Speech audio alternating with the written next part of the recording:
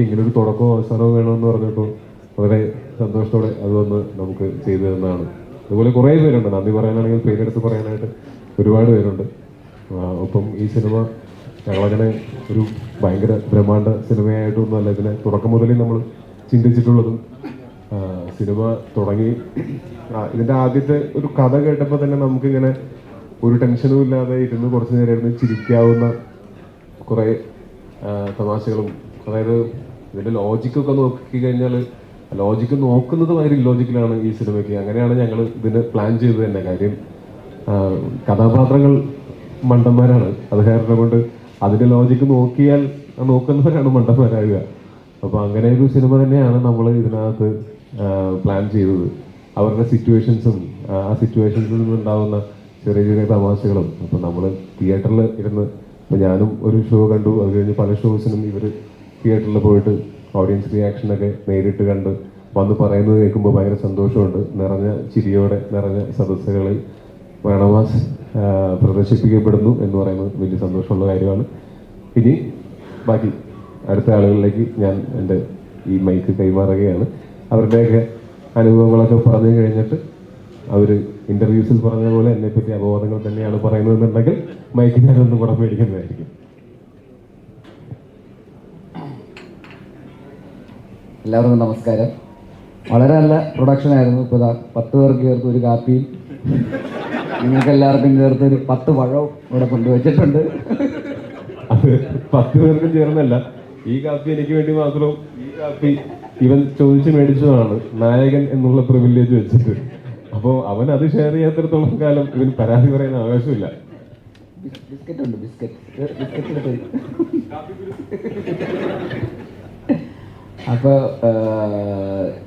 അപ്പോൾ thank you എല്ലാ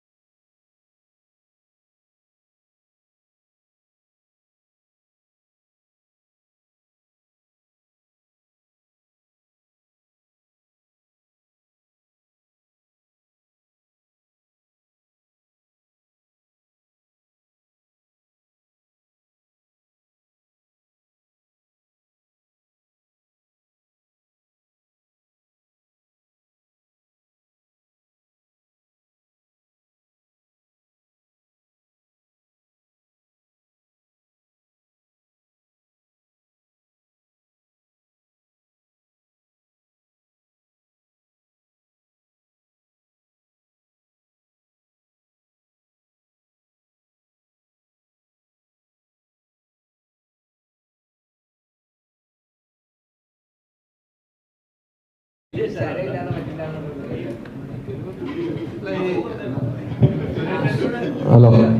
script റൈറ്ററിൻ്റെ അടുത്താണ് കേട്ടോ. സ്ക്രിപ്റ്റ് റൈറ്ററിൻ്റെ അടുത്താണ്. ഞാൻ ഈ സിനിമ കണ്ടു ഇപ്പം നമ്മൾ ഇപ്പോൾ സമൂഹത്തിൽ നടക്കുന്ന കുറേ സംഭവങ്ങളുണ്ട്, സോഷ്യൽ മീഡിയയിൽ നടക്കുന്ന കുറേ സംഭവങ്ങളുണ്ട്. അത് നിങ്ങൾ പറഞ്ഞു വെച്ചിരിക്കുന്നത് ആർക്കും ഫീൽ ചെയ്യാതെ, ആർക്കും അത് എന്നാൽ എല്ലാവർക്കും മനസ്സിലാവുകയും ചെയ്യും, അല്ലെങ്കിൽ വലിയ വിവാദങ്ങളിലേക്ക് പോകാൻ സാധ്യതയുണ്ട്. അത് മനഃപൂർവ്വമാണ് അങ്ങനെ ഒരു ക്രിയേറ്റ് ഉണ്ടാകുക. കാരണം ഇപ്പോഴത്തെ എല്ലാ ഇഷ്യൂസും പറഞ്ഞു പോകുന്ന രീതിയാണ് പറഞ്ഞത്. പക്ഷെ നമുക്ക് എൻ്റർടൈൻ ചെയ്ത് വളരെ ചിരിയോടുകൂടി കാണാനും പറ്റുന്നുണ്ട്. അത്തരം ഒരു രീതി കൈക്കൊള്ളാനുള്ള കാരണം എന്തായിരുന്നു? അല്ല, ഞാൻ ആ ഒരു സമൂഹത്തിലാണ് ജീവിക്കുന്നത്. അപ്പോൾ ആ സമൂഹത്തിലുള്ള കാര്യങ്ങൾ തന്നെ ആയിരിക്കും ഞാൻ സ്ക്രിപ്റ്റിനകത്തും എഴുതാൻ ശ്രമിച്ചിട്ടുള്ളത്. അത് കുറച്ച് കോമഡി, അതെൻ്റെ ഇഷ്ടമായിരുന്നു, കോമഡി ആയിരിക്കണം എന്നുള്ളത്. അപ്പോൾ അത് കോമഡിയിൽ കൂടെ തന്നെ പ്രസൻറ്റ് ചെയ്യുക എന്നുള്ളതായിരുന്നു അതിനകത്തുള്ള മേജറായിട്ടുള്ള കാര്യം. അത് ബാക്കി ആൾക്കാർക്ക് നമ്മൾ ആരെയും ഉപദ്രവിക്കാൻ വേണ്ടിയല്ല ഇത് ചെയ്തിരിക്കുന്നത്, നമ്മൾ ആരെയും കുറ്റപ്പെടുത്തുകയല്ല. ചില തെറ്റുകൾ എനിക്ക് തോന്നിയിട്ടുള്ളതിനെ കുറച്ച് കോമഡി ആയിട്ടാണ് പ്രസൻറ്റ് ചെയ്തിരിക്കുന്നത്. ആ തോന്നൽ ഇപ്പം സ്ക്രിപ്റ്റ് റൈറ്റർ തോന്നൽ ഉണ്ടായിട്ടുണ്ടല്ലോ, അങ്ങനെ ഒരു അനുഭവത്തിൽ നിന്നാണോ ഈ സ്ക്രിപ്റ്റ് ഉണ്ടാവുന്നത്? എല്ലാ അനുഭവങ്ങളാണല്ലോ നമുക്കല്ലെങ്കിൽ, എൻ്റെ അനുഭവം അല്ലെങ്കിൽ മറ്റൊരാൾക്കുള്ള അനുഭവങ്ങളൊക്കെ തന്നെയാണല്ലോ നമ്മളിത് എഴുതുന്നത്. ഈ സിനിമയ്ക്കകത്ത് മുഴുവൻ സംഭവങ്ങൾ എൻ്റെ ജീവിതത്തിൽ ഉണ്ടാകണമെന്ന് എനിക്കൊരിക്കലും പറയാൻ പറ്റത്തില്ല. അതെൻ്റെ സുഹൃത്തുക്കൾക്ക് അല്ലെങ്കിൽ ഞാൻ കണ്ടിട്ടുള്ള മറ്റു വ്യക്തികൾക്ക് ഉണ്ടായിട്ടുള്ള പല കാരണങ്ങളായിരിക്കാം ഞാൻ അത് ഉൾപ്പെടുത്തിയിട്ടുള്ളത്. പിന്നെ കോമഡി ഉള്ളതെന്നുള്ളത് അതിൻ്റെ ഒരു ഇതാണ്. അത്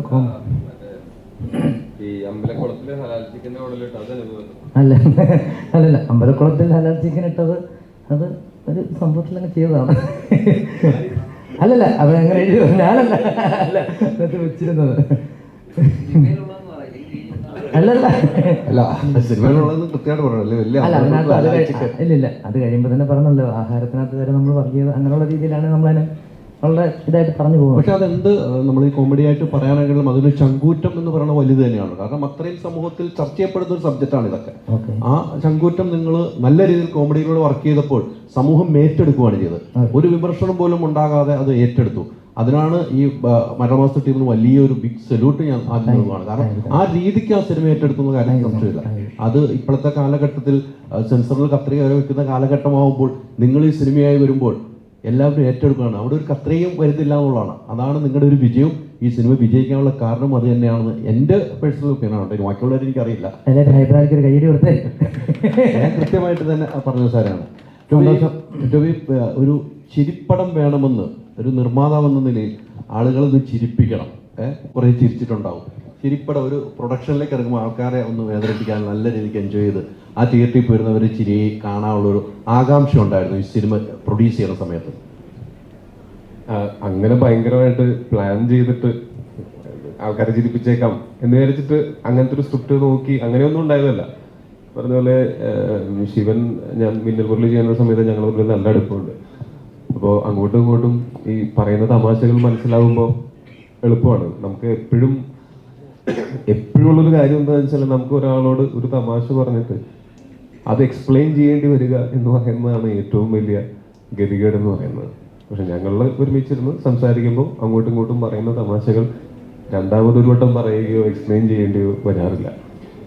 അതെന്നാൽ അങ്ങനെ ബുക്കിൽ എഴുതി വെച്ച് കാലാകാലം പറയാവുന്ന കോമഡികളൊന്നും അല്ലല്ലോ. നമ്മൾ ആ ഒരു ഇൻസ്റ്റന്റിൽ നമുക്ക് തോന്നുന്ന ഫൺ തോന്നുന്ന കാര്യങ്ങൾ അങ്ങോട്ടും ഇങ്ങോട്ടും പറയുകയും അത് മനസ്സിലാക്കുകയും അതേസമയം അതിൽ ഹേർട്ട് ആവാതിരിക്കുകയും മറ്റൊരാൾ ഹേർട്ട് ചെയ്യാൻ വേണ്ടിയിട്ട് തമാശകൾ പറയാതിരിക്കുകയും ഒക്കെ ചെയ്യുന്ന കുറേ നല്ല സുഹൃത്തുക്കൾ എനിക്കുണ്ട്. എനിക്ക് പേഴ്സണലി ഹ്യൂമർ സിനിമകൾ കാണാനായിട്ട് ഭയങ്കര ഇഷ്ടമുള്ള ഒരാളാണ്. എല്ലാതരം സിനിമകളും ഇഷ്ടമാണ്. പക്ഷെ ആരാണ് ഹ്യൂമർ ഇഷ്ടപ്പെടാത്തത്? എല്ലാവർക്കും ഹ്യൂമർ ഇഷ്ടമായിരിക്കും.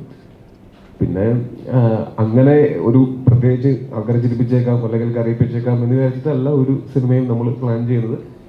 ഈ സിനിമ ചെയ്യുന്ന സമയത്ത് ഇതിൻ്റെ ഈ ഒരു സിനിമ ഇങ്ങനത്തെ ഒരു ഡാർക്ക് ഹ്യൂമർ എന്നൊക്കെ പറയുന്ന അങ്ങനത്തെ ഒരു ജോൺറയിൽ നമ്മളൊരു സിനിമ ചിന്തിക്കുന്ന സമയത്ത് അതിനോട് മാക്സിമം നീതി പുലർത്തണം എന്നുണ്ടായിരുന്നു. അതിന് പറ്റിയ ആൾക്കാർ തന്നെയാണ് ഈ സിനിമയിൽ വർക്ക് ചെയ്തിട്ടുള്ള എല്ലാവരും. ഇപ്പോൾ നേരത്തെ പറഞ്ഞ പോലെ നമ്മളെ പ്രൊഡക്ഷൻ്റെ ഫ്ലാറ്റിൽ എല്ലാവരും കൂടെ ഇപ്പോഴും ഇരിക്കുന്നുണ്ടെങ്കിൽ അങ്ങോട്ടും ഇങ്ങോട്ടും പറയുന്ന തമാശകൾ മനസ്സിലാവുന്നതുകൊണ്ടാണ്. അപ്പോൾ അത് ഈ സിനിമയ്ക്ക് എന്താ പറയുക, ഭയങ്കരമായിട്ട് നമ്മൾ അവകാശവാദങ്ങളോ അങ്ങനെ ഒന്നും പറയാനില്ല. ചിരി വരുത്താം എന്നുള്ളത് മാത്രമേ നമ്മൾ മുമ്പും ചിന്തിച്ചിട്ടുണ്ടായിരുന്നുള്ളൂ. ഇപ്പോൾ അതിൽ സക്സീഡ് ആവുന്ന സമയത്ത് ഞങ്ങളെല്ലാവരും ഭയങ്കര ഹാപ്പിയാണ്. നമ്മൾ ആഗ്രഹിച്ച പോലെ തന്നെ തിയേറ്ററുകളിൽ നിറഞ്ഞ ചിരി നമുക്ക് കൃത്യമായിട്ട് അറിയാം. മറ്റ് ഏതൊരു ഇമോഷനോ ആണെങ്കിൽ നമുക്ക് പിന്നീട് ആൾക്കാർ അഭിപ്രായം പറയുമ്പോഴേ നമുക്കത് മനസ്സിലാക്കാൻ പറ്റുള്ളൂ. പക്ഷെ ചിരി എന്ന് പറയുന്നത് നമുക്ക് പെട്ടെന്ന് നമുക്ക് തിയേറ്ററിൽ ഇരുന്നിട്ട് ഇൻസ്റ്റന്റ്ലി നമുക്ക് അതിന്റെ റിവാർഡ് കിട്ടുന്ന പോലെയാണ്. അത് വലിയ സന്തോഷമുള്ള കാര്യമാണ്. ഈ കഥ കേട്ട് കഴിഞ്ഞപ്പോൾ ഒരു വിഷയം ഇപ്പോൾ അവിടെ ചോദിച്ച സ്ക്രിപ്റ്റ് തന്നെ, ആ സ്ക്രിപ്റ്റുമായിട്ട് ബന്ധപ്പെട്ട് തന്നെ ഈ വിഷയങ്ങൾ കൈകാര്യം ചെയ്യുമ്പോൾ ഒരു നിർമ്മാതാവെന്ന നിലയിൽ ഭയപ്പാടുണ്ടായിരുന്നു. അത് തമാശയൊക്കെയായിട്ട് നിങ്ങൾ പറയായിരുന്നു, സീരിയൽ കില്ലേഴ്സിനെ ഈ സിനിമയിൽ കുറെ കളിയാക്കുന്നുണ്ട്, നാളെ സീരിയൽ കില്ലർമാരെല്ലാം കൂടെ പ്രൊട്ടസ്റ്റ് ചെയ്ത് വരുമോ എന്നുള്ളതൊക്കെ അങ്ങനെയൊക്കെ ഇങ്ങനെ തമാശയായിട്ട് അങ്ങോട്ടും ഇങ്ങോട്ടും പറഞ്ഞിട്ടുണ്ടെന്നല്ലാതെ ഒരു തമാശയിലൊന്നും ഒഫൻഡഡ് ആവേണ്ട കാര്യം ഇല്ലെന്നാണ് എനിക്ക് തോന്നുന്നത്. അത് നമ്മളെല്ലാത്തിലും ഭയങ്കര സെൻസിറ്റീവായി കഴിഞ്ഞാൽ തമാശകൾ പറയാൻ പറ്റില്ല. എനിക്ക് തോന്നുന്നു അത്രയും സെൻസിറ്റീവ് ആവാതെ ഇതങ്ങനെ ആരെയും വിഷമിപ്പിക്കാനോ ഉപദ്രവിക്കാനോ വേണ്ടി അല്ലാതെ, അങ്ങനത്തെ ഒരു ഇന്റൻഷൻ ഇല്ലാതെ പറയുന്ന തമാശകളെ അങ്ങനത്തെ ഒരു രീതിയിൽ ഇന്റർപ്രറ്റ് ചെയ്യുന്നത് അതിലൂടെ ചെയ്യുന്ന ഭയങ്കരമായിട്ടുള്ള ഒരു ക്രൂരതയാണ്. നമുക്ക് തമാശകൾ പറയാനുള്ള ആ ഒരു സ്വാതന്ത്ര്യം, അത് അങ്ങനത്തെ ആക്ഷേപഹാസ്യത്തിലൂടെ നമുക്ക് പല കാര്യങ്ങളും ആൾക്കാരെ ചിന്തിപ്പിക്കാനും ചിരിപ്പിക്കുന്നതിനോടൊപ്പം തന്നെ ചിന്തിപ്പിക്കാനും ഒക്കെ പറ്റുന്നതാണ്. അത് ഞങ്ങളുടെ ഒരു തരത്തിലുള്ള ഞങ്ങളുടെ ഈ സൊസൈറ്റിക്ക് വേണ്ടി നമുക്ക് ചെയ്യാവുന്നത് ആരെയും ഹേർട്ട് ചെയ്യാതെ ചിരിപ്പിച്ചുകൊണ്ട് ചില കാര്യങ്ങൾ ഓർമ്മിപ്പിക്കാം എന്നുള്ളതാണ്. അതിന് നമുക്ക് ഇങ്ങനെ ഒരു ബാക്ക്ലാഷസ് ഉണ്ടാവുമെന്നൊന്നും നമ്മളങ്ങനെ ചിന്തിച്ചിട്ടുമില്ല, അങ്ങനെ ഒന്നും ഇതുവരെ ഉണ്ടായിട്ടുമില്ല. അപ്പോൾ ഉണ്ടാവില്ലെന്ന് പ്രതീക്ഷിക്കുന്നു. മൈക്ക് വേണം.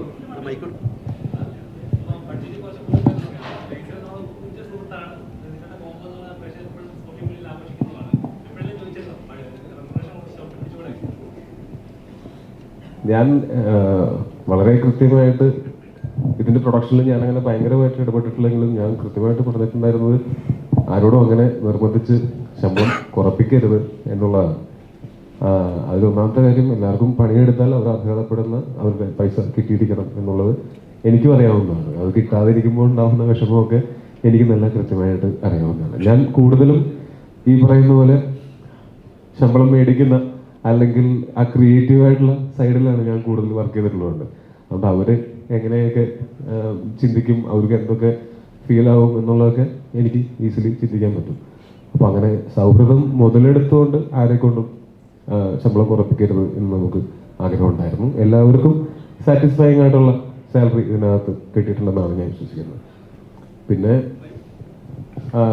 സൗഹൃദം നമ്മൾ മുതലെടുത്തിട്ടില്ലെങ്കിൽ പോലും നേരത്തെ ഞാൻ പറഞ്ഞ പോലെ ഗുരുസാറിനെ പോലെ ഉള്ള ആൾക്കാർ, ഇപ്പോൾ ബേസിലാണെങ്കിലും സുരേഷ് ചേട്ടനാണെങ്കിലും ഇതിനകത്ത് വർക്ക് ചെയ്തിട്ടുള്ള എല്ലാവരും ഈ സിനിമ പരമാവധി ഈ പറഞ്ഞ പോലെ നമുക്ക് ഇതിനകത്ത് ഒരു ഡാർക്ക് ഹ്യൂമർ ഇവിടെ വന്നിട്ടില്ലാത്ത ജോണർ ചെയ്യുമ്പോൾ അതിനകത്ത് ചെറിയൊരു റിസ്ക് എലമെന്റ് ഉണ്ടെന്ന് അറിയാവുന്ന കാരണം കൊണ്ട് ആരും അമിതമായിട്ടുള്ള ശമ്പളം ഞങ്ങളോട് ചോദിക്കുകയോ അങ്ങനെ ശമ്പളത്തിന്റെ പേരിലൂടെ അങ്ങനെ ഒരു സംസാരമേ ഉണ്ടായിട്ടില്ല. പിന്നെ മറ്റൊരു കാര്യം, ഞാൻ ഒരിക്കലും ഇവരുടെ ശമ്പളം കുറപ്പിക്കരുത് എന്ന് പറയാനും കാരണം നാളെ ഇവരും പ്രൊഡ്യൂസ് ചെയ്യും, എന്നെ അഭിനയിക്കാൻ വിളിക്കും, ഇപ്പൊ ഞാൻ കുറപ്പിച്ച അപ്പൊ ഞാൻ കുറയ്ക്കേണ്ടി വരും എന്നുള്ള കാരണം കൊണ്ട് തന്നെയാണ്. നിങ്ങളും പറഞ്ഞ് 2 വരുന്നുണ്ടല്ലോ. ഞാൻ ആലോചിച്ചിട്ടിരുന്നത് 25 ദിവസം എന്ന് പറഞ്ഞ് ഷൂട്ട് ചെയ്തിട്ട് 75 ദിവസം ഷൂട്ട് ചെയ്തു. ശമ്പളം കൂടുതലും തന്നില്ല, 25 ദിവസം ശമ്പളമേ തന്നുള്ളൂ. ഞാൻ ആലോചിച്ചിരുന്നത് നമ്മള് 40 ദിവസം വിചാരിച്ചിട്ട് 70 ദിവസം ഷൂട്ട് ചെയ്തു, എന്നിട്ട് ആരും ഇങ്ങോട്ടൊന്നും തന്നില്ല.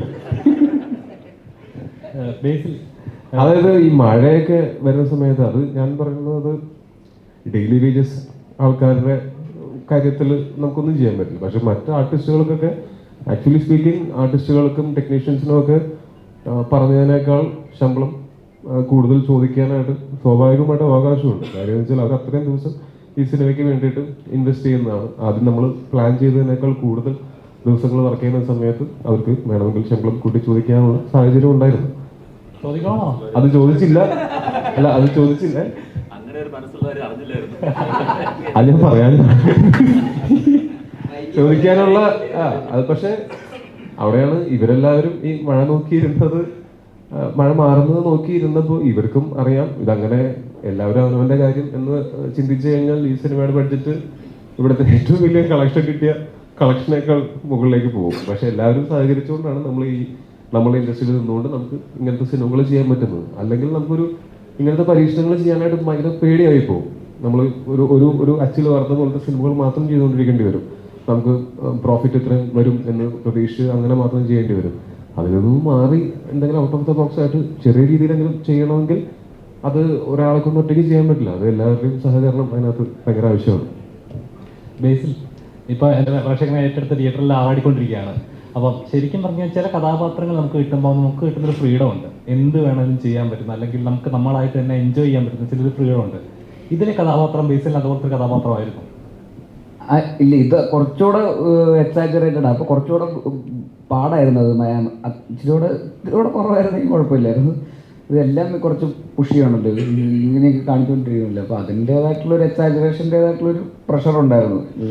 ആൾ ഭയങ്കര മൊത്തത്തിൽ പോലീസ് സ്റ്റേഷനൊക്കെ OLX വിൽക്കാനിട്ടിരിക്കുന്ന ഒരുത്തെന്നൊക്കെ പറയുമ്പോൾ ഞാൻ അങ്ങനെ ഒരാൾ ഇതുവരെ കണ്ടിട്ടില്ല, സിജുവിനല്ലാതെ. അപ്പോൾ എനിക്കതുകൊണ്ട് അതിപ്പോൾ എങ്ങനെയായിരിക്കും അങ്ങനെ.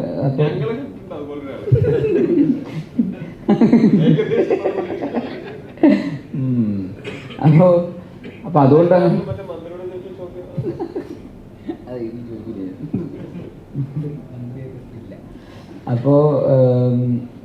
അപ്പോൾ അതുകൊണ്ട് അങ്ങനെ ഭയങ്കര കംഫർട്ട് സോണിലുള്ള ഒരു ക്യാരക്ടർ ആയിരുന്നില്ല, കുറച്ചുകൂടെ. പക്ഷെ രസമായിരുന്നു ചെയ്യാൻ. ഈ പറയുന്നത് നമുക്ക് എന്തും വൈൽഡായിട്ടൊക്കെ ചെയ്യാം. ഈ പറയുന്ന മറ്റേ തുടക്കത്തിലൊക്കെ ഉള്ള ആൾക്കാരൊക്കെ ഇങ്ങനെ വന്ന് നിൽക്കുമ്പോൾ ഇങ്ങനെ ചെവിയോ ആൾക്കാരുടെ ആരവ് ഇങ്ങനെ കേൾക്കുന്നു പറയണ അങ്ങനെയൊക്കെ കുറച്ച് വൈൽഡായിട്ടൊക്കെ ചെയ്യാനുള്ള ഒരു ഓപ്പർച്യൂണിറ്റി ഉണ്ടായിരുന്നു.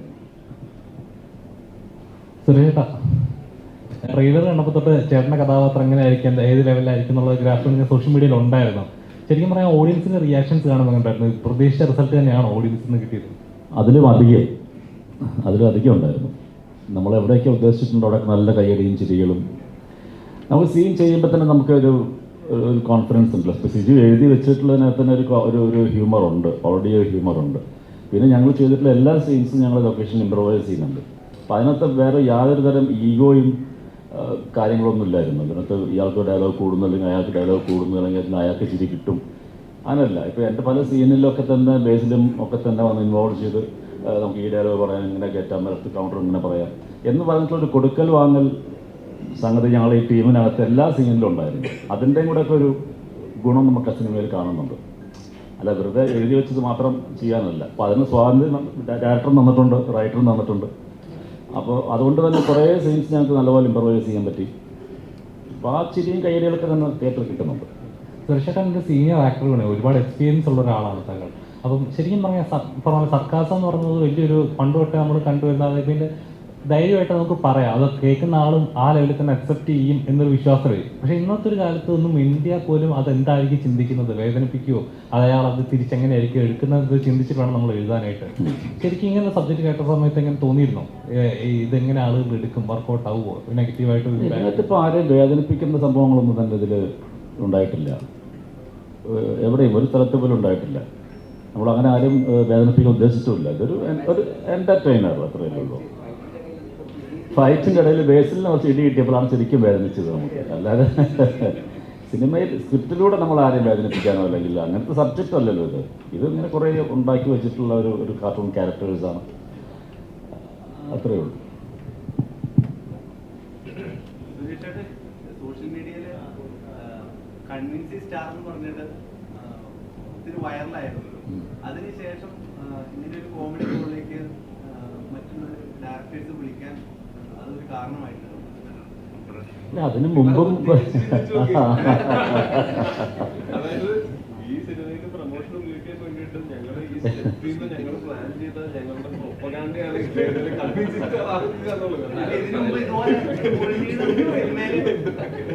സിനിമയിൽ കോമഡി ക്യാരക്ടറുടെ സുരേഷൻ അങ്ങനെ വന്നിട്ടില്ല. അതെ, അത് ഈ സിനിമയിൽ അത് ഉപകാരപ്പെട്ടുള്ളൂ എന്നാണ്. ഇല്ല, എനിക്ക് അതിൻ്റെ തുടക്കം എനിക്കിപ്പോഴും ഞാൻ പറഞ്ഞു, ഇതിൽ ഒരു ബസ് കണ്ടക്ടർ, ബസ് ഡ്രൈവറുടെ ഒരു വേഷമാണ്. എന്നെ കണ്ടിട്ട് വേറൊരാളിങ്ങനെ ഒരു ബസ് ഡ്രൈവറുടെ വേഷത്തിൽ വിളിക്കുന്ന എനിക്ക് തോന്നുന്നില്ല. ഞാൻ ആലോചിച്ചപ്പോൾ എനിക്ക് തോന്നുന്നത് ഞങ്ങൾ നടികർ എന്ന ഒരു സിനിമയിലായിരുന്നു ഞാൻ ടോവിയൊക്കെ കൂടുതൽ അടുക്കുന്ന ഒരു സമയം. അപ്പോൾ ടോവിയാണ് ഇതിൻ്റെ പ്രൊഡ്യൂസർ. ചിലപ്പോൾ അങ്ങനെ ഒരു ക്യാരക്ടർ ലിസ്റ്റ് വന്നപ്പോഴത്തേക്കും ചിലപ്പോൾ ഒരു സജഷൻ പറഞ്ഞിട്ടുണ്ടായിരിക്കണം, അതിനെ സംവിധായകനും ഓക്കെ പറഞ്ഞിട്ടുണ്ടായിരിക്കണം, അങ്ങനെയായിരിക്കും. അല്ലാതെ ഇപ്പോൾ അതായത് സുരേഷ് ചേട്ടനെ ഞാനും പേഴ്സണലി പരിചയപ്പെടുന്ന ഒരു 2 കൊല്ലമൊക്കെ ആയിട്ടുള്ളൂ. ഞങ്ങൾ തമ്മിൽ പേഴ്സണലി ഒരുമിച്ച് അത്രയും സമയം ചിലവഴിച്ചിട്ടുണ്ട്. ഈ നടികറിനും കുറച്ച് മുമ്പ് നമ്മളങ്ങനെ ആണ് ഞങ്ങൾ പരിചയപ്പെട്ടതും സമയം സ്പെൻഡ് ഒക്കെ ചെയ്തിട്ടുള്ളത്. അപ്പോൾ എനിക്ക് പേഴ്സണലി എൻ്റെ എക്സ്പീരിയൻസ് എന്ന് വെച്ചാൽ നമ്മൾ ഈ സിനിമയിൽ കാണുന്ന സുരേഷ് ചേട്ടനെ അല്ല അല്ലെങ്കിൽ സുരേഷ് ഏട്ടനെ അങ്ങനെ ഒരു സ്റ്റീരിയോ ടൈപ്പ് ചെയ്തിട്ടുണ്ടെന്ന് തോന്നുന്നു പലപ്പോഴും. ഈ പറഞ്ഞ പോലെ കൺവിൻസിങ് സ്റ്റാർ എന്ന് പറഞ്ഞിട്ടും അല്ലെങ്കിൽ എന്തെങ്കിലും വില്ലൻ വേഷങ്ങളിലോ ചതിക്കുന്ന ആളായിട്ടോ അങ്ങനെയൊക്കെ കുറെ നമ്മൾ കണ്ടിട്ടുണ്ട്. പക്ഷെ നേർ വിപരീതമാണ് പുള്ളി. ശരിക്കും ഒരുമിച്ച് നമ്മൾ സംസാരിക്കുന്ന സമയത്ത് അങ്ങനത്തെ ഒരു സീരിയസ് ആയിട്ടുള്ള ഒരാളോ അങ്ങനത്തെ ആളുമല്ല. നമുക്ക് എല്ലാവർക്കും കൂടുതൽ സമയം സ്പെൻഡ് ചെയ്യാനായിട്ട് ഭയങ്കര ഇഷ്ടമുള്ള ആളാണ് സുരേഷ് ഏട്ടൻ. തങ്കക്കുടമാണെന്നാണ് ഞങ്ങൾ അങ്ങോട്ടും ഇങ്ങോട്ടും സുരേഷ് ഏട്ടനെ പറ്റി പറയുന്നത്. പൂക്കിയാണ് അത് ഒരാളോട് നമുക്ക് അങ്ങനെ ഒരു ഇഷ്ടം തോന്നുന്നത് വെച്ചാൽ അവരോട് സമയം സ്പെൻഡ് ചെയ്യുമ്പോൾ ഒരു നെഗറ്റിവിറ്റിക്കും അവിടെ യാതൊരു സ്ഥാനവുമില്ല. ഇതുവരെ സുരേഷ് ഏട്ടൻ ആരെങ്കിലും പറ്റി മോശപ്പെട്ട കാര്യങ്ങൾ പറയുന്നതോ ആരെങ്കിലും കുറ്റം പറയുന്നതോ അങ്ങനത്തെ ഒരു രീതിയിലുള്ളൊരു വികാരപരിതമായിട്ട് അങ്ങനെ സംസാരിക്കുന്നതോ ഒന്നും ഞാൻ കണ്ടിട്ടില്ല. എല്ലാ കാര്യങ്ങളും ഭയങ്കര ലൈറ്റായിട്ടും അതിൻ്റെ ഒരു ഹ്യൂമർ സൈഡിൽ വരുന്നത്. അതിപ്പോൾ ഏത് പ്രായത്തിലുള്ള ആൾക്കാരുടെ കൂടെ വേണമെങ്കിലും ഇരുന്ന് ചില്ല് ചെയ്യാവുന്ന പോലത്തെ അങ്ങനത്തെ ഒരു ആളാണ് സുരേഷ് ഏട്ടൻ. പക്ഷെ ആ ഒരു സുരേഷ് ഏട്ടൻ്റെ ആ ഒരു സൈഡ് ഇത്രയും കാലമായിട്ട് എന്തുകൊണ്ടാണ് എക്സ്പ്ലോർ ചെയ്യപ്പെടാത്തത് എന്നുള്ളതാണ് ഞാൻ പുള്ളിനെ പരിചയപ്പെട്ടപ്പോൾ മുതൽ ചിന്തിച്ചിട്ടുള്ളത്. നടികർ ചെയ്യുന്ന സമയത്തും ഞങ്ങൾ ചിന്തിച്ചിട്ടുള്ളത് എന്തുകൊണ്ട് ഇത്രയും കാലമായിട്ടും അത് എക്സ്പ്ലോർ ചെയ്യപ്പെട്ടിട്ടില്ല എന്നുള്ളതാണ്. അപ്പോൾ ഈ ക്യാരക്ടറിന് ജിക്കു എന്ന് പറയുന്നത് റോപ്പിനെ ഇറക്കിയിട്ട് വേണം അത് എക്സ്പ്ലോർ ചെയ്യാനായിട്ട്. അപ്പോൾ ജിക്കു എന്നുള്ളൊരു ക്യാരക്ടർ വന്നപ്പോൾ അതിൽ സുരേഷ് ഏട്ടൻ എന്നുള്ളൊരു ഓപ്ഷൻ വന്നപ്പോൾ നമുക്ക് ആർക്കും അതിനകത്ത് യാതൊരു ഡൗട്ടും ഉണ്ടായിരുന്നില്ല. ഒരു പ്രൊഡ്യൂസർ എന്ന നില ചെയ്യുകയാണ്. അപ്പം ഒരു പ്രൊഡ്യൂസർ ആകുമ്പോൾ ഒരു സിനിമയിലെ എല്ലാ ഭാഗങ്ങളും നോക്കണമല്ലോ. ഇപ്പോൾ എവിടെ നിന്നൊക്കെ ഒരു കാരണം നേട്ടങ്ങളെക്കാളും എവിടെ നിന്നൊക്കെ അടി വരുന്നതെന്നായിരിക്കും ആദ്യം ചിന്തിക്കുന്നത്. അപ്പം ഇതിനകത്ത് നാഗസൈനേന്ദ്രയുടെ ഒരു ഫോട്ടോ കാണിച്ചിട്ടുണ്ട്. കാരണം കഴിഞ്ഞിടെ തന്നെ ഒപ്പം സിനിമയിൽ നടന്ന ഇഷ്യൂസ് അറിയാലോ. അപ്പം അതിനെ പെർമിഷൻ എടുത്തിട്ടുണ്ടായിരുന്നോ? പെർമിഷൻ എടുക്കാതെ എങ്ങനെയാണ് അവരുടെ ശബ്ദം ഈ സിനിമയിൽ വരുന്നത്? അത് അവർ തന്നെ നമുക്ക് സിജു ചെന്ന് കഥ പറഞ്ഞ് മനസ്സിലാക്കി അവരുടെ അനുവാദത്തോടെ തന്നെയാണ് നമ്മൾ ഈ സിനിമയിൽ ആ ഫോട്ടോ ഉപയോഗിച്ചിട്ടുള്ളത്. അതിനകത്തുള്ള ആ ശബ്ദം കേൾക്കുന്നത് അത് അവർ തന്നെ ഡബ് ചെയ്തിരിക്കുന്നതാണ്. വളരെ അല്ലേ? അല്ല, ചോദിക്കാൻ പറ്റില്ല. ഇതേ ആള് തന്നെ നേരത്തെ ഒരു കണ്ടായിരുന്നോ? സത്യം പറ. ഞാൻ കണ്ടില്ല. ഇന്നാണ് ബുക്ക് ചെയ്തിരിക്കുന്നത്. ട്രെയിലർ മാത്രം കണ്ടിട്ടുള്ളൂ. ചോദിക്കാൻ കാരണം ഇതേ ആള് തന്നെ മറ്റൊരു സിനിമയിലെ ശബ്ദം ഉപയോഗിച്ച് പരാതി കൊടുത്തിട്ടുണ്ടായിരുന്നു. അതുകൊണ്ട് ചോദിക്കാം. നമ്മള് അതൊരു പ്രൊഡ്യൂസറായിട്ട് ചിന്തിക്കുമ്പോൾ എന്നുള്ളത് മാത്രമല്ല, എങ്ങനെ ചിന്തിച്ചാലും ഒരാളുടെ അനുവാദമില്ലാതെ അവരുടെ ശബ്ദമോ രൂപമോ ഉപയോഗിക്കുന്നത് ഒരു ശരിയായ കാര്യമല്ലല്ലോ. അപ്പോൾ നമുക്ക് ഇതിനകത്ത് എന്തൊക്കെ ഇത് മാത്രമല്ല ഒരുപാട് കാര്യങ്ങൾക്ക് നമുക്ക് അങ്ങനത്തെ പെർമിഷൻസും റൈറ്റ്സും ഒക്കെ അക്വയർ ചെയ്യേണ്ടി വന്നിരുന്നു. അതൊക്കെ ചെയ്തിട്ട് തന്നെയാണ് നമ്മളത് ചെയ്തിരിക്കുന്നത്. അല്ലാതെ ചെയ്യുന്നത് ഒരു എത്തിക്കലി റോങ് ആയത് കാരണം കൊണ്ട്. പിന്നെ എന്താ വെച്ചാൽ ഞങ്ങൾക്ക് ഇപ്പോൾ സിജു ആദ്യം പറഞ്ഞ സമയത്ത് ഇത് എങ്ങനെയായിരിക്കും എന്നൊന്നും നമുക്കറിയില്ലായിരുന്നു. പക്ഷെ നമ്മളിങ്ങനെ ഒരു ആവശ്യമായിട്ട് ചെന്നപ്പോൾ കൃത്യമായിട്ട് കാര്യങ്ങൾ നേരെ പോകും. അത്രേ ഉള്ളൂ. Very simple. നമുക്ക് അങ്ങനെ എന്താ പറയുക, ഈ സിനിമയ്ക്ക് അങ്ങനെ ഒരു സൗണ്ട് കൊണ്ട് മാത്രം ആ പ്രസൻസ് ആ ഫോട്ടോ കാണിക്കുമ്പോൾ മുതൽ പിന്നെ ആ ക്യാരക്ടർ അതിലുണ്ടായിട്ടുള്ള ആ ഹ്യൂമർ എന്ന് പറയുന്നത് ത്രൂ ഔട്ട് സിനിമയിലും ഉണ്ട്. അത് നമുക്ക് വേറെ ആരുടെയെങ്കിലും ശബ്ദം വെച്ച് അത് അച്ചീവ് ചെയ്യാൻ പറ്റുമായിരുന്നു എന്ന് ചോദിച്ചാൽ എനിക്കറിയില്ല. ഇത് തന്നെയാണ് അതിൻ്റെ റൈറ്റ് പരിപാടി. ബേസിലെ ഈ പൊന്മാൻ സിനിമയിൽ സീരിയസ് കഥാപാത്രമായിട്ട് വരുന്നു. പെട്ടെന്നൊരു ട്രാക്ക് മാറ്റി ഇതിൽ ഒരു ഫ്രീക്കൻ ലുക്കിൽ രണ്ട് ദിശയായിട്ട് പോകുന്നല്ലേ. ഇതിൽ കോമഡിയിലേക്ക് വന്നു, സീരിയസിൽ കോമഡിയിലേക്ക് വന്നു. ആ ഒരു ട്രാക്ക് പിടിക്കുമ്പോൾ ബേസിൽ എങ്ങനെയാണ് സന്തോഷവാനാകുന്നത്? നല്ല സീരിയസ് ട്രാക്ക് വിളിച്ച് കയ്യടി കിട്ടിക്കൊണ്ടിരിക്കുന്നു, പറഞ്ഞ് വീണ്ടും കോമഡി ട്രാക്കിലേക്ക് വരുന്നു. അതിൻ്റെ ഒരു തയ്യാറെടുപ്പും കാര്യങ്ങളൊക്കെ ഉണ്ടല്ലോ, അതെങ്ങനെയാണ് ബേസിൽ? അല്ല, അങ്ങനെ ചെയ്യുമ്പോഴാണല്ലോ അതിനൊരു എക്സൈറ്റ്മെൻറ്റ് വരിക, നമുക്കൊരു സന്തോഷം ഉണ്ടാകുന്നത്. അങ്ങനെയാണല്ലോ ഇനിയും അത് എക്സ്പ്ലോർ ചെയ്യണമെന്നാണ് ഞാൻ പേഴ്സണലി ആഗ്രഹിക്കുന്നത്. ഇനിയും പൊന്മാൻ പോലത്തെ സിനിമകളും ചെയ്യണം, അതേസമയം മരണമാസം പോലത്തെ സിനിമകളും ചെയ്യണം. അപ്പോഴാണ് അതിനൊരു ഇതൊന്നും അല്ലാത്ത സിനിമകളും ചെയ്യണം.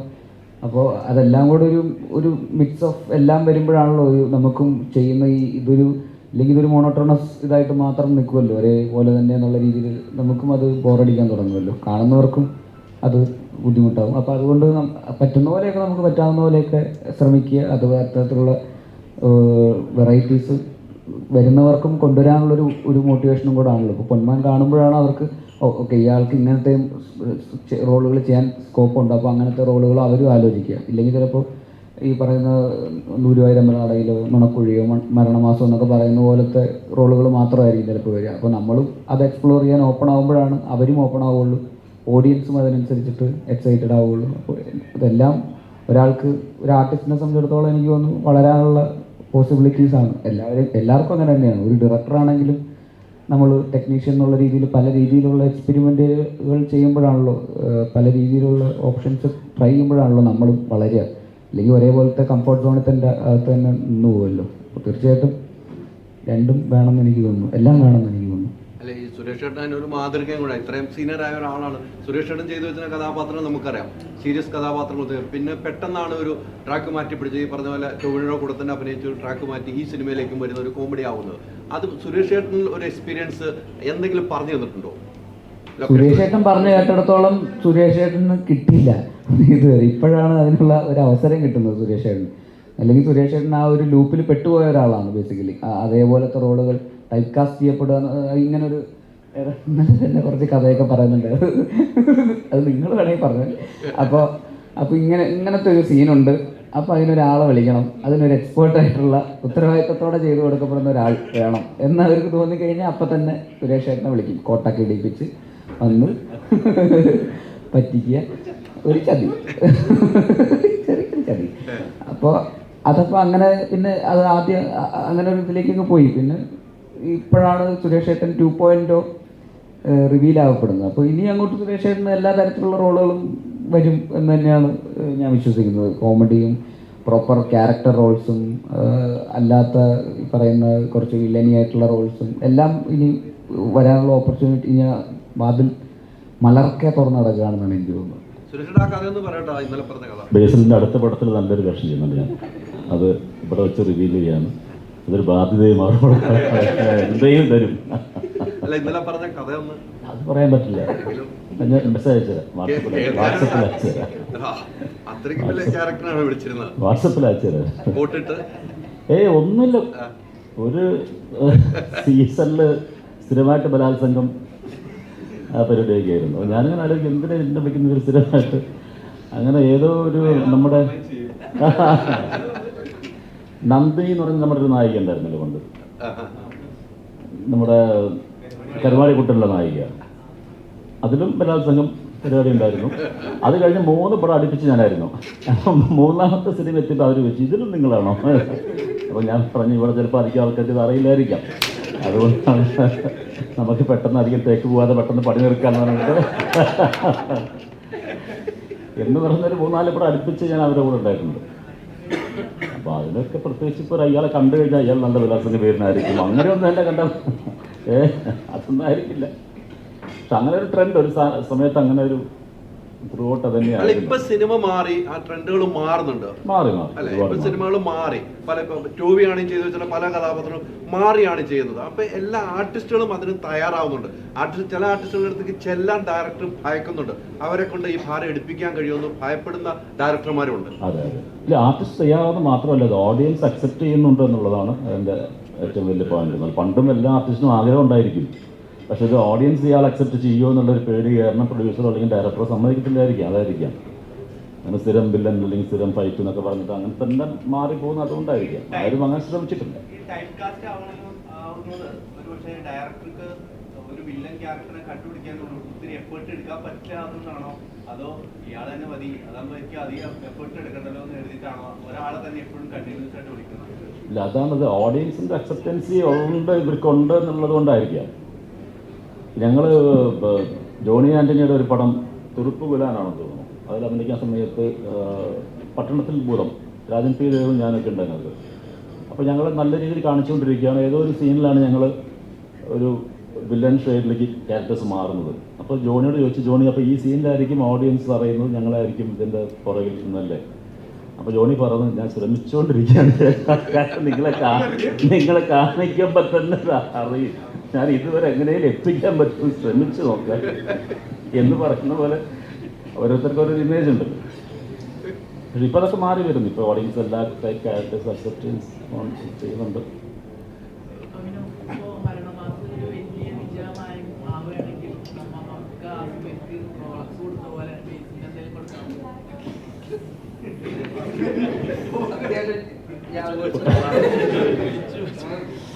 ഒരു പഴം എടുത്തോ, ഒരു പഴം എടുത്തോ, ഫ്രീ. ഞാനങ്ങനെ സ്റ്റേജിൽ വെച്ച് പബ്ലിക്കായിട്ടല്ലെങ്കിലും ഇവനെ ഞാൻ പലപ്പോഴായിട്ട് ഗിഫ്റ്റുകൾ കൊടുക്കാറുണ്ട്. ഇനി ഞാൻ ഗിഫ്റ്റ് വരുമ്പോൾ നിങ്ങളെ വിളിച്ച് പറയുന്നതായിരിക്കും. ഇവന്റെ അടുത്ത് വന്ന് ഇവന്റെ പെർഫ്യൂം ഒന്ന് മണത്ത് നോക്കൂ. അത് ആരും ഇഷ്ടം എന്നാടാ? നീ തന്നെ. അതായത് ഞാൻ ഇവന്റെ അടുത്ത് ഞാൻ വെറുതെ ഇങ്ങനെ പറഞ്ഞു, അതായത് ഈ ഗൾഫിലൊക്കെ ഉള്ള നമ്മുടെ സുഹൃത്തുക്കളുണ്ടെങ്കിൽ അവർ വരുമ്പോൾ ഞാൻ ചോദിക്കും നമ്മുടെ പെർഫ്യൂമിനൊക്കെ എന്താ വില എന്ന് ചോദിച്ചു കഴിഞ്ഞാൽ അവർ നമുക്കൊരു പെർഫ്യൂമൊക്കെ മേടിച്ചോണ്ട് വരും എന്ന് ഞാൻ ഇവരുടെ അടുത്ത് പറഞ്ഞു. പിന്നത്തെ ആഴ്ച ഞാൻ ദുബായിക്ക് ഏതോ പടത്തിന്റെ ARMന്റെ പ്രൊമോഷന് പോകാൻ സമയത്ത് ഇവൻ അവിടെ പെർഫ്യൂമിനൊക്കെ എന്തായിരിക്കും വില, അങ്ങനെ ഞാൻ വന്നപ്പോൾ മേടിച്ചു കൊടുത്തതാണത്. ടോവിനോ, ഞാൻ ഉപദേഷ്ടാവ്. അത് എനിക്ക് തന്നെ പിന്നീട് പലപ്പോഴും പണിയായിട്ട് തിരിച്ചടിയായിട്ട് വന്നിട്ടുണ്ട്. ഈ പടത്തിൽ ഉൾപ്പെടെ എനിക്ക് തിരിച്ചടിയായിട്ട് വന്നിട്ടുണ്ട്. ടോവിനോ, ഇപ്പൊ സിനിമകളെല്ലാം സോറി പ്രദർശിച്ചുകൊണ്ടിരിക്കുന്നത്, പക്ഷേ UAE-ലും സൗദിയിലും ഇത് പ്രദർശിപ്പിക്കുന്നില്ലായിരുന്നു. അതിന്റെ UAE-ലുണ്ട്, കുവൈറ്റിൽ ഇത് വാർത്ത വന്നായിരുന്നു. UAE-ലല്ല, കുവൈറ്റില് കുറച്ച് ഷോട്ടുകൾ കട്ട് ചെയ്ത് കളഞ്ഞിട്ടുണ്ട്. സൗദിയിലും ആ സിനിമ പ്രദർശിപ്പിക്കാൻ പറ്റില്ല. അത് ഓരോ രാജ്യങ്ങളുടെ, നമുക്ക് നമ്മുടെ രാജ്യത്തിൻ്റെ ഒക്കെ ആണെങ്കിൽ നമുക്ക് അതിന് വേണമെങ്കിൽ ചോദ്യം ചെയ്യാം, നമുക്ക് അതിന് വേണ്ടി ഫൈറ്റ് ചെയ്യാം. മറ്റു രാജ്യങ്ങളിൽ അവരുടെ നിയമം അങ്ങനെയാണ്. നമുക്ക് ഇപ്പം തൽക്കാലം അതിന് ഒന്നും ചെയ്യാൻ പറ്റാത്ത അവസ്ഥയാണ്. പക്ഷെ അത് കാര്യമാക്കേണ്ട കാര്യമില്ല. വേറെ ഒരുപാട് സ്ഥലങ്ങളിൽ നമുക്ക് റിലീസ് ചെയ്യാനായിട്ട് നമ്മൾക്ക് പരമാവധി പറ്റുന്ന, ഇത് പ്രശ്നമല്ലാത്ത എത്രയോ സ്ഥലങ്ങളുണ്ട്, അവിടെയൊക്കെ നമ്മൾ റിലീസ് ചെയ്യുന്നുണ്ട്. അവിടെയൊക്കെ നന്നായിട്ട് ആൾക്കാർ സിനിമനെ ആക്സെപ്റ്റും ചെയ്ത് കഴിയുന്നു. അവർക്ക് ഇതിനകത്ത് യാതൊരു പ്രശ്നവും തോന്നുന്നില്ല.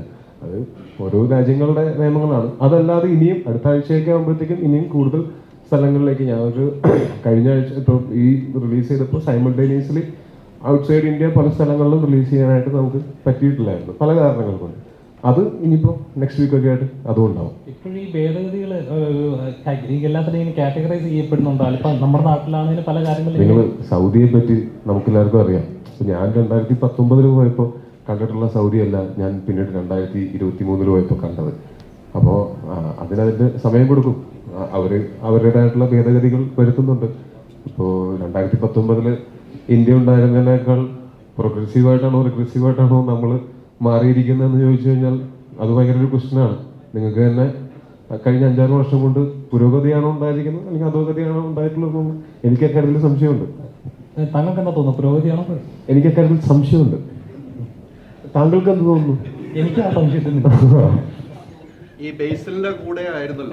ആരോടെ എന്ത് പറഞ്ഞു? ആരൊക്കെയായിരുന്നു അഭിപ്രായ വ്യത്യാസമുള്ളത്? അധോഗതിയാണെന്ന് പറഞ്ഞ ആരും ഉണ്ടല്ലോ ഇവിടെ, ഞാൻ കേട്ടു. ഈ ബേസിലിന്റെ കൂടെ അസോസിയേറ്റ് ആയിട്ട് തുടങ്ങി ഇപ്പൊ ബേസിലിന്റെ നായകനാക്കി ഡയറക്ഷൻ ചെയ്യാം. ആ സമയത്ത് ഒരു ഡയറക്ടർ എന്ന നിലയായിരുന്നു ആദ്യം ബേസിൽ. നിങ്ങൾ ഡയറക്ട് ചെയ്യുന്ന സമയത്ത് ബേസിലിന്റെ സീൻ എടുക്കുമ്പോൾ ആക്ഷൻ പറയുന്ന ഒരു സമയങ്ങളൊക്കെ ഉണ്ടല്ലോ. ബേസിലിന്റെ ഒരു ഇടപെടലുകൾ എങ്ങനെയെങ്കിലും ഉണ്ടായിട്ടുണ്ടോ ആ ഒരു സമയങ്ങളിൽ? ആക്ഷൻ പറഞ്ഞ പുള്ളി അഭിനയിക്കും, അതായിരുന്നു പ്രധാന ഇടപെടൽ. അല്ല, കമ്മ്യൂണിക്കേറ്റ് ചെയ്യാൻ എളുപ്പമായിരുന്നു. പ്രത്യേകിച്ച് നമുക്ക് അറിയുന്ന ആൾക്കാരായതുകൊണ്ട് ഒരു ഹ്യൂമറിന്റെ ഒരു പെർസ്പെക്റ്റീവ്, അല്ലെങ്കിൽ ഇത് കുറച്ച് ട്രിക്കി ആയിട്ടുള്ളൊരു ഫൺ പരിപാടിയാണ്. അപ്പോൾ ഇതേ കോമഡി തന്നെ വേറൊരാളുടെ അടുത്ത് പറഞ്ഞാൽ ചിരിക്കണമെന്നില്ല. അപ്പോൾ ഇത് ടാക്കിൾ ചെയ്യാൻ പറ്റുന്ന രീതിയിലുള്ള ആക്ടേഴ്സിനെ സെറ്റ് ചെയ്യുക എന്നുള്ളത് തന്നെ കുറച്ച് ടാസ്ക് ആയിരുന്നു. അപ്പോൾ ഒരു സിനിമയുടെ ഒരു കറക്റ്റ് ആക്ടേഴ്സിനെ കാസ്റ്റ് ചെയ്ത് കഴിഞ്ഞാൽ അതിൻ്റെ ഒരു 60% പണി കഴിഞ്ഞു എന്നാണ് എനിക്ക് തോന്നാറ്. അപ്പോൾ ഈ സിനിമയെ സംബന്ധിച്ച് ഞാൻ ആദ്യം കാസ്റ്റ് സെറ്റ് ചെയ്യുക എന്നുള്ളതായിരുന്നു എൻ്റെ മെയിൻ ടാസ്ക്. അപ്പോൾ ആ കാസ്റ്റിലുള്ള പ്രധാനപ്പെട്ട ആൾക്കാരെല്ലാവരും അവരുടെ പണി നന്നായിട്ട് എടുത്തിട്ടുണ്ട് എന്നുള്ളതുകൊണ്ട് എൻ്റെ പണി കുറച്ച് കുറവായിരുന്നു.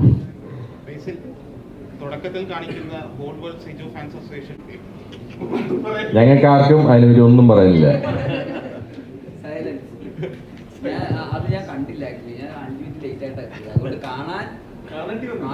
അല്ല, അതിന് തൊട്ട് മുമ്പ് ടോയ്ച്ചേട്ടൻ്റെ കാർഡ് വെക്കുന്നുണ്ട്. അത് കഴിഞ്ഞിട്ട് ഓൾ വേൾഡ് സിജുസണി ഫാൻസ് അസോസിയേഷൻ ഒന്നുകൂടെ ശ്രദ്ധിച്ചാൽ അതിൻ്റെ താഴെ സെക്രട്ടറിയുടെ പേരുണ്ട്, പ്രസിഡന്റിന്റെ പേരുണ്ട്, ട്രഷറിയുടെ പേരുണ്ട്. ഇനി ആരെങ്കിലും കാണുമ്പോൾ ഒന്നുകൂടെ ശ്രദ്ധിച്ചാൽ അത് കാണാൻ പറ്റാതെ ആരൊക്കെയാണ്. അപ്പോൾ കറക്റ്റായിട്ട് കിട്ടിക്കോളും.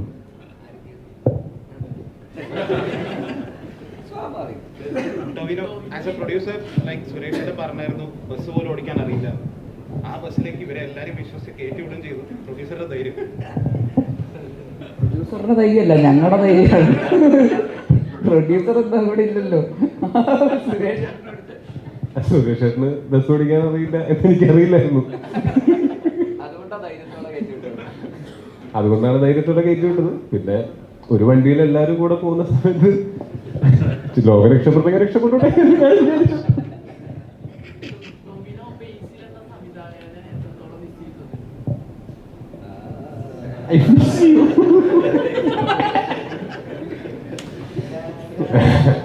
അത് വളരെ സീരിയസ് നോട്ട് ഞങ്ങൾ തമ്മിൽ ഇതിനെപ്പറ്റി സംസാരിച്ചിട്ടുണ്ടായിരുന്നു.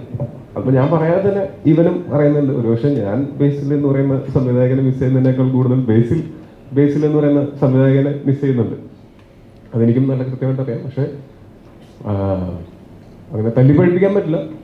ആസ് എൻ ആക്ടർ ബേസിൽ നല്ല വൃത്തിയായിട്ട് അവൻ്റെ ജോലി ചെയ്തുകൊണ്ട് പോകുന്നുണ്ട്. ഇപ്പോൾ ഞാൻ as a friend, as an ഓഡിയൻ, as a producer ഒക്കെ ഞാൻ നോക്കുന്ന സമയത്ത് വളരെ സാറ്റിസ്ഫൈങ് ആയിട്ടുള്ള ആക്ടിങ് പെർഫോമൻസസ് ബേസിലിൻ്റെ ഭാഗത്ത് നിന്ന് ഇഷ്ടംപോലെ ഉണ്ടാവുന്നുണ്ട്. കഴിഞ്ഞ ബേസിലിൻ്റെ സിനിമകളൊക്കെ കാണുമ്പോൾ മനസ്സിലാക്കാം. പക്ഷെ അതിനേക്കാൾ എനിക്ക് ഞങ്ങൾ തമ്മിലുള്ള കോൺവെർസേഷൻസിൽ നിന്ന് ഞാൻ മനസ്സിലാക്കിയിട്ടുള്ളത് ബേസിലിന് ആസ് എ ഡയറക്ടർ ഒരു സിനിമ ചെയ്യുമ്പോൾ ആണ് അതിനേക്കാൾ ഒരു ആസ് എൻ ആക്ടർ ഉള്ളതിനേക്കാൾ ഹൈ കിട്ടുന്നത്. അപ്പോൾ ഞങ്ങൾ തമ്മിൽ സംസാരിച്ചപ്പോൾ ഞാനും ഇവരോടും പറഞ്ഞിട്ടുള്ളത് ഒരു 3 വർഷം കൂടുമ്പോൾ ഒരു സിനിമ ഡയറക്റ്റ് ചെയ്യണം, പക്ഷെ അതുകൊണ്ട് അഭിനയം നിർത്തരുത് എന്നുള്ള അഭിപ്രായമാണ് എനിക്കുള്ളത്.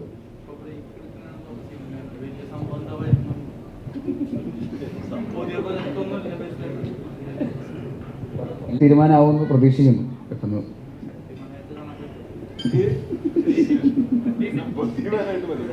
ഓൾറെഡി ബുദ്ധിമാനല്ലടാ. എന്തിനാണ് ഇനി വേറെ?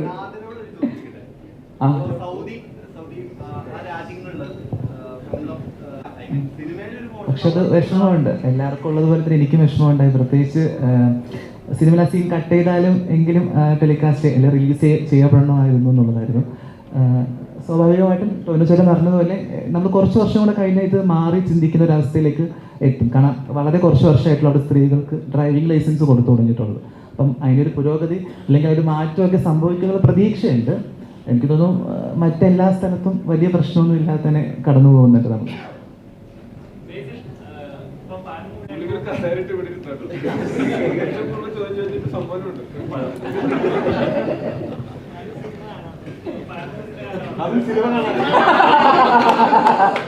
സിനിമ കാണാതെ 10-15 എന്നിട്ട് അല്ല സിനിമ കണ്ടിരുന്നെങ്കിൽ എന്ത് രാവിലെ വരെ ഇവിടെ ഇരുന്ന് സംസാരിക്കുന്നത്.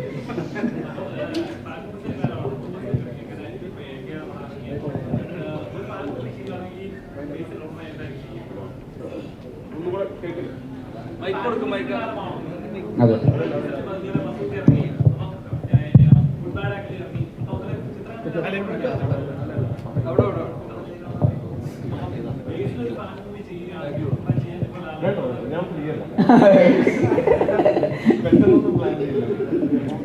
ഡേറ്റ് ഇല്ലെന്ന് എനിക്കുമില്ല.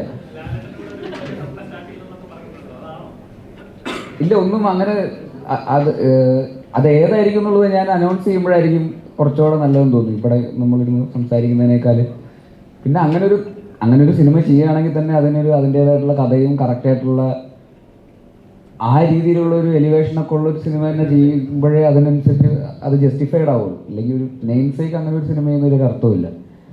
അപ്പോൾ ഞാൻ അത്രയും റെഡിയാകുമ്പോൾ മാത്രമേ അങ്ങനെ ഒരു സിനിമ സംഭവിക്കുള്ളൂ. സംഭവിക്കുമ്പോൾ ഞാനത് എന്തായാലും അറിയിക്കുന്നു. അത് ഇതുവരെ ചെയ്തിട്ടില്ലാത്ത ഒരു നടനെ വെച്ചിട്ടായിരിക്കും എന്തായാലും, ഒരു സംശയമില്ല.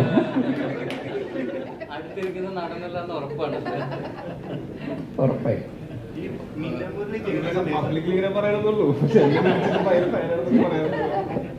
ടോബി ഒരു പ്രൊഡ്യൂസർ എന്ന നിലയിലേക്ക് മാറിക്കഴിഞ്ഞപ്പോഴുണ്ടല്ലോ മാറ്റാൻ നോക്കണ്ട. നിലവിലൊരു സാഹചര്യങ്ങളാണല്ലോ ഇപ്പൊ നിർമ്മാതാക്കളുടെ സംഘടനയുമായിട്ടുള്ള പ്രശ്നങ്ങൾ വലിയ രീതിക്ക് നടക്കുന്നത്. ചില സിനിമയുടെ വിവരങ്ങൾ ഞങ്ങളുടെ സംഘടനയുമായിട്ട് ആർക്കാണ് പ്രശ്നം? ചില വിവരങ്ങൾ പുറത്തു വിടുന്നു. ഞങ്ങൾ നിർമ്മാതാക്കളുടെ സംഘടനയുമായിട്ട് ആർക്കാണ് പ്രശ്നം? ചില വിവരങ്ങൾ പുറത്തു വിടുന്നു. ഇപ്പം ഈ സിനിമയിൽ ഇന്നലെ ഇറങ്ങിയിരിക്കുകയാണ്. ഇനി 1 മാസം കഴിയുമ്പോൾ അവർ ഇതിന്റെ എമൗണ്ട് പുറത്തു വിടുന്നത്. വെയിറ്റിംഗ്. ആരെങ്കിലും കള്ളക്കണക്ക് നടത്തുന്നത് എനിക്ക് അങ്ങനെ വേണം അറിയാനായിട്ട്. അങ്ങനത്തെ സംഭവങ്ങളൊക്കെ നടക്കുന്നത്. ഒരു ആക്ടറാണ്, ഇപ്പോൾ നിർമ്മാതാവായിട്ടുണ്ട്. അത്തരം ഒരു രീതി ഒരു സിനിമ നിർമ്മിക്കാൻ വരുന്ന, ഇപ്പം ടോവി ഇവിടെ ഉള്ള ആൾ വരുന്നു, ഇപ്പം ടോവിയുടെ സിനിമ പുറത്ത് നിന്ന് ഒരാൾ നിർമ്മിക്കാൻ വരുമ്പോൾ ഈ സിനിമ മലയാള സിനിമയിലുള്ള പരാജയത്തിന്റെ കണക്കുകൾ അവതരിപ്പിക്കുമ്പോൾ ഒരു നിർമ്മാതാവ് സ്വയം മാറിപ്പോകുന്ന സാഹചര്യം പല സിനിമകളും സംഭവിച്ചിട്ടുണ്ട്. അത്തരം ഒരു രീതിയൊക്കെ ഇപ്പം നിർമ്മാതാവെന്ന നിലയിൽ തന്നെയാണ് ഞാൻ ചോദിക്കുന്നത്. അങ്ങനെ അത്തരം രീതിയൊക്കെ തുടർന്നു കഴിഞ്ഞാൽ ഈ മലയാള സിനിമയ്ക്ക് നഷ്ടങ്ങൾ ഉണ്ടാകുമെന്ന് പേഴ്സണലി എൻ്റെ അഭിപ്രായം കേട്ടോ. നഷ്ടങ്ങൾ ഉണ്ടാവുള്ളൂ, അതിന് പുരോഗതി ഒരിക്കലും ഉണ്ടാവില്ല. ആ രീതി എങ്ങനെയാണ് ടോവി കാണുന്നത്? നമുക്കത് ആരെയും പറഞ്ഞു മനസ്സിലാക്കാനോ അങ്ങനെ അത് പറഞ്ഞു നന്നാക്കാനോ ഒന്നും നമുക്ക് പറ്റില്ല. പക്ഷേ നമ്മളിതിൻ്റെ ഫാക്റ്റുകൾ നമ്മൾ ചിന്തിക്കുകയാണെങ്കിൽ, ഫാക്ട് ചെക്ക് ചെയ്യുകയാണെങ്കിൽ, കഴിഞ്ഞ കൊല്ലത്തെ 2024 മലയാള സിനിമയുടെ ഒരു സക്സസ് പെർസെൻറ്റേജ് എന്ന് പറയുന്നത് ഭയങ്കര കൂടുതലാണ് കമ്പയർഡ് ടു മറ്റു പല ഇൻഡസ്ട്രികൾ, അല്ലെങ്കിൽ കമ്പയർഡ് ടു ഇതിൻ്റെ മുൻ വർഷങ്ങളിലെ മലയാള സിനിമയുടെ ഒരു സക്സസ് പെർസെൻറ്റേജ് വെച്ച് നോക്കുമ്പോൾ. കാര്യം ഒരു 12% എന്നൊക്കെ പറയുന്നത് ഒരു വലിയ സക്സസ് പെർസെൻറ്റേജ് ആണെന്നാണ് ഇതിൻ്റെ കണക്കുകൾ പരിശോധിച്ചാൽ നമുക്ക് മനസ്സിലാവുന്നത്. അപ്പോൾ അത് പ്രതിസന്ധിയാണെങ്കിൽ പിന്നെ ബാക്കി എല്ലാം പ്രതിസന്ധിയാണ്. മലയാള സിനിമയ്ക്ക് പ്രതിസന്ധികൾ, പലതരത്തിലുള്ള പ്രതിസന്ധികൾ ഉണ്ടായിക്കൊണ്ടിരിക്കും. അതിനെയൊക്കെ അതിജീവിച്ചിട്ട് ഇത്രയും വർഷം നിലനിന്ന നമ്മളുടെ സിനിമാ വ്യവസായം ഇനിയും നിലനിൽക്കും. പ്രതിസന്ധികൾ ഉണ്ടാകുമ്പോൾ പരസ്പരം ചെളിവാരി എറിയുന്നതിനേക്കാൾ ഞാൻ മനസ്സിലാക്കുന്നത് കൂട്ടായിട്ടുള്ള സഹകരണങ്ങളിലൂടെയാണ് നമുക്ക് നമ്മളുടെ എന്നും മലയാള സിനിമ നിലനിന്നിട്ടുള്ളത്. അങ്ങനെ ഒരു സഹകരണ അടിസ്ഥാനത്തിലാണ് അങ്ങോട്ടും ഇങ്ങോട്ടുമൊക്കെ. അത് തന്നെ തുടർന്ന് പോവുകയും നമ്മളെല്ലാം ഈ ഇൻഡസ്ട്രി അങ്ങനെ അന്യം നിന്ന് പോവുകയൊന്നുമില്ല.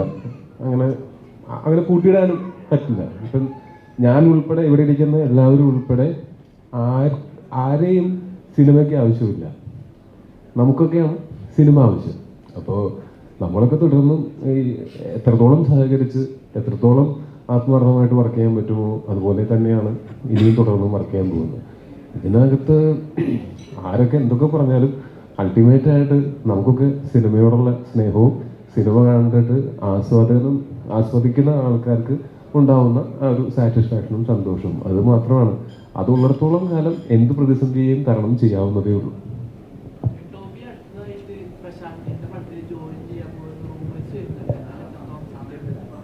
ഞാൻ അടുത്തൊരു ടൂർ പോകുന്നു പറഞ്ഞു. അടുത്ത് ജോയിൻ ചെയ്യാനായിട്ട് ഞാൻ എന്തായാലും ഒരു ജൂൺ വരെ ഞാനിപ്പോൾ സിനിമകളൊന്നും, ഈ വർഷം ഞാൻ സിനിമകളൊന്നും അഭിനയിച്ചിട്ടില്ല. എനിക്ക് ആകെ ഞാൻ ഒരു കുറച്ച് ദിവസം നരിവേട്ട കഴിഞ്ഞിട്ട് ഞാൻ വേറെ സിനിമകളിലൊന്നും അഭിനയിച്ചിട്ടില്ല. ഞാനും കുറച്ച് യാത്രകളൊക്കെ ചെയ്യാനുള്ള താല്പര്യമുണ്ട്. അതുകൊണ്ട് അങ്ങനെ യാത്രകളൊക്കെ ചെയ്തുകൊണ്ടിരിക്കുകയാണ്. അപ്പോൾ അടുത്ത ആഴ്ച ഞാനൊന്ന് ഡിസ്കഷൻസ് പലതും നടക്കുന്നുണ്ട്. ഇപ്പോൾ ആ സമയം ഞാൻ അതിന് വേണ്ടിയിട്ടാണ്, യാത്രയ്ക്ക് ഇനി മുന്നോട്ടുള്ള സിനിമകളുടെ ഡിസ്കഷന് വേണ്ടിയിട്ടാണ് ഞാൻ ആ സമയം മാറ്റി വെച്ചിട്ടുള്ളത്. അതിൻ്റെ ഒപ്പം ഇപ്പോൾ അടുത്ത ആഴ്ച ഞാനൊന്ന് തായ്വാനിൽ പോവുകയാണ്. അവിടെ തായ്പേയിൽ ഗോൾഡൻ ഹോഴ്സ് ഫിലിം ഫെസ്റ്റിവലിൽ ഫാൻറ്റസി ഓഫ് ദ ഇയർ എന്ന് പറഞ്ഞിട്ട് നമ്മളുടെ ARM അവിടെ സ്ക്രീൻ ചെയ്യപ്പെടുന്നുണ്ട്. അപ്പോൾ ഞാൻ വേറെ ഏതെങ്കിലും സിനിമയുടെ ഷൂട്ടിലായിരുന്നെങ്കിൽ എനിക്ക് തായ്പേയി കാണാൻ പറ്റൂലായിരുന്നു. അപ്പോൾ ഞാൻ ഫ്രീ ആണെങ്കിൽ വാ എൻ്റെ റൂമിൽ കിടക്കാം.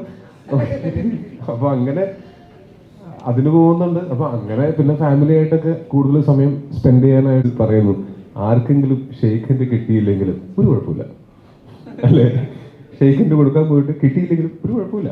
ഇന്ന് മുതൽ നമ്മൾ അതിനെ അവസാനിപ്പിക്കണം.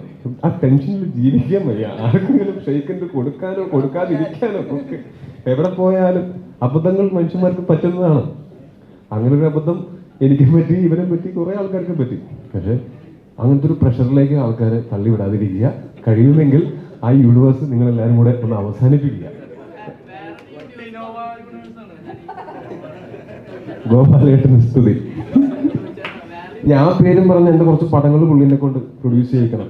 ഞാൻ ചെന്ന് എനിക്കത് ഭയങ്കര ക്ഷീണമായി പോയി, 2 പടം പ്രൊഡ്യൂസ് ചെയ്താൽ ഞാൻ ക്ഷമിക്കാം എന്നൊക്കെ വെച്ചെന്ന് പറയണം. എന്താ പേര്? അനസ് തെറ്റുകൾ ഭയങ്കര മോശമായി പോകും. ഓക്കെ പോട്ടെ. ഞാൻ അവിടെ ഒരു തമാശ ഉദ്ദേശിച്ചതാണ്, നടന്നില്ല. പോട്ടെ.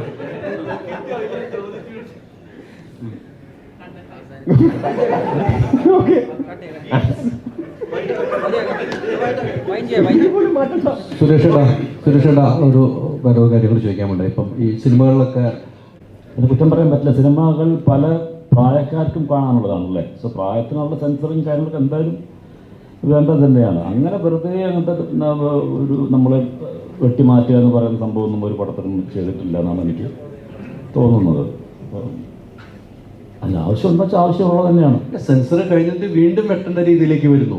അതാണല്ലോ ഇവിടുത്തെ ഏറ്റവും വലിയ പ്രശ്നം. നേരത്തെ വെട്ടിയത് ശരിയായിട്ടുണ്ടാവില്ല. അത് നേരത്തെ വെട്ടിയത് അത് ഒരിക്കലും വെട്ടി ശരിയായിട്ടുണ്ടാവില്ല. ഇപ്പോൾ 1.5 വെട്ടിയിട്ടുണ്ടാവും. ഈസി ആയിട്ട് കാണുവാണ്. സീരിയസ് കാണാൻ പറ്റുമോ? അത് സെൻട്രൽ ഗവൺമെൻറ്റിൻ്റെ ഇതാണത്. EDF അയക്കുന്നു. ഞാനോ പിന്നെ അത്ര നമുക്ക് അതിന് പേടിയും കാര്യമില്ല. അത് നടക്കട്ടെ, അത് അനുസരിയട്ടെ. എത്ര നാൾ ചെയ്യുമല്ലേ നോക്കാം നമുക്ക്. നടന്നുകൊണ്ടിരുന്നപ്പോ പ്രൊഡക്ഷന്റെ സൈഡിൽ ഒത്തിരി പ്രഷർ ഉണ്ടായിരുന്നു എന്ന് പറഞ്ഞു ഒരു ഇന്റർവ്യൂ പറഞ്ഞത്. അപ്പോ ഇപ്പോ ഇനി മിന്നൽ മുരളി 2 സംഭവിക്കുമ്പോ ബേസിലായിട്ട് ഒരു ലീഡ് റോൾ ചെയ്യുന്ന ഹീറോ ആണ്. ഇനി അങ്ങനെ ഇതിനുള്ള പ്രഷറിലൂടെ ഒരു സിനിമ ചെയ്യാൻ അങ്ങനെ ഒരു പ്രൊഡക്ഷൻ സൈഡിൽ നിന്ന് പറയുകയാണെങ്കിൽ എന്തായിരിക്കും പറയാൻ? ഇല്ല, അങ്ങനെ പ്രഷർ ഉണ്ടാവുക എന്ന് പറഞ്ഞാൽ സ്വാഭാവികമായിട്ടുണ്ടാകുന്ന പ്രഷറാണ്. ഇപ്പോൾ ഈ സിനിമയിലാണെങ്കിലും മരണമാസത്തിന് ശിവപ്രസാദിന് പ്രഷർ ഉണ്ടായിരുന്നു എന്ന് ചോദിച്ചാൽ ശിവപ്രസാദ് പ്രഷർ ഉണ്ടായിരുന്നേ പറയുള്ളൂ. തീർച്ചയായിട്ടും സിനിമയുടെ സ്കെയിലും അതുമൊക്കെ ആയിട്ടുള്ള ഡിമാൻഡ് ചെയ്യുന്നതിൻ്റേതായിട്ടുള്ള പ്രഷർ എന്തായാലും നമ്മൾ ഇവിടുത്തെ ഒരു റീജിയണൽ ഇൻഡസ്ട്രി ആകുമ്പോൾ ഉണ്ടാകുന്ന എല്ലാ പ്രശ്നങ്ങളും എന്തായാലും ഏത് സിനിമ ചെയ്താലും ഉണ്ടാകും. അതിപ്പോൾ മിന്നൽ മുരളി 2 ചെയ്താലും ഒക്കെ അതിനനുസരിച്ചിട്ട് അതിൻ്റേതായിട്ടുള്ള പ്രഷർ എന്തായാലും ഉണ്ടാകും. കാരണം ആ സിനിമ ആസ്പയർ ചെയ്യുന്ന അതിലും വലിയൊരു സിനിമയായിട്ടായിരിക്കും.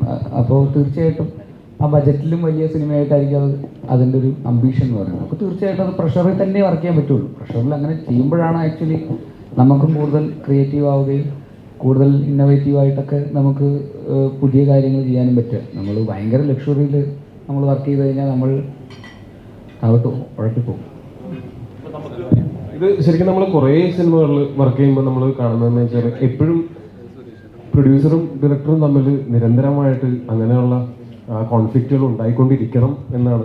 അത് രണ്ട് സൈഡിൽ നിന്ന് നോക്കുന്ന സമയത്ത് ഒരു ഡയറക്ടർ അങ്ങനത്തെ കോൺഫ്ലിക്റ്റുകൾ ഇല്ലാതെ വീക്കായി പോയി കഴിഞ്ഞാൽ ചിലപ്പോൾ സിനിമയ്ക്ക് ആവശ്യമുള്ള സാധനങ്ങൾ ചോദിച്ച് മേടിക്കാൻ പറ്റാണ്ടായി പോകും.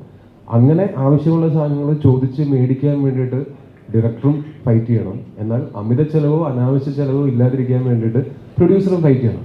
അതിൻ്റെ പേരിലുള്ള പ്രഷറാണ് ഉണ്ടാവുന്നത്. പക്ഷേ ഏറ്റവും നന്നായിട്ട് ഈ പറഞ്ഞ ഇങ്ങനത്തെ കോൺഫ്ലിക്റ്റുകൾ ഉണ്ടാവുന്നതിനെ പരിഹരിച്ച് സിനിമയ്ക്ക് എന്താണോ ആവശ്യം അത് നേടിയെടുക്കുന്ന ഡയറക്ടറും അനാവശ്യമായിട്ടുള്ള എന്തുണ്ടോ അതൊക്കെ കട്ട് ചെയ്ത് മാറ്റുന്ന പ്രൊഡ്യൂസറുമുള്ളൊരു സിനിമയാണ് ഏറ്റവും അതിൻ്റെ കറക്റ്റ് ബഡ്ജറ്റിൽ ഏറ്റവും നല്ല ഔട്ട്പുട്ട് നമുക്ക് ഉണ്ടാക്കാൻ പറ്റുക. അപ്പോൾ അതുകൊണ്ട് അങ്ങനെ ഉണ്ടാകുന്ന അഭിപ്രായങ്ങളും അഭിപ്രായ വ്യത്യാസങ്ങളും ഒക്കെ സിനിമയ്ക്ക് ഗുണമേ ചെയ്യുള്ളൂ.